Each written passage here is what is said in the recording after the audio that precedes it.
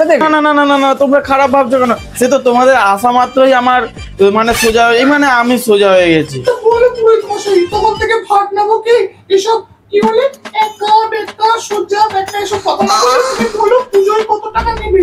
আমাদের আলটিমেটলি কোনো পুজো আসছে তো, মা আসতে চলেছে, তোমাকে কি পুজো করতে হবে, আর কত কি পয়সা নেবে? এই সেরেছে, এবারে পুজোর বায়না দিতে এই মাল দুটোকে পাঠিয়েছে।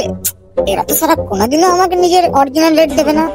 না, যা হবে কিরে বেটা পুরোহিত, কি ভাবছিস? হ্যাঁ দেখ ঠিকঠাক রেট বল, কিন্তু বেশি করে রেট বললে না তোর খবর আছে, তারপরে আমি বলে দিলাম। আরে দিদি ভাই অসুবিধা নেই, আমি তোমাদেরকে বুঝে শুনেই দেবো, এই মানে রেট দেবো, তোমাদের চিন্তা নেই। এমনিতেই আমি সুন্দরী মহিলাদের জন্য আমি রেটটা একটু কমিয়েই রাখি। তাহলে তোমাদের পাড়ার পুজোর জন্য তোমরা আমাকে ওই 10,000 টাকা মতন দিও।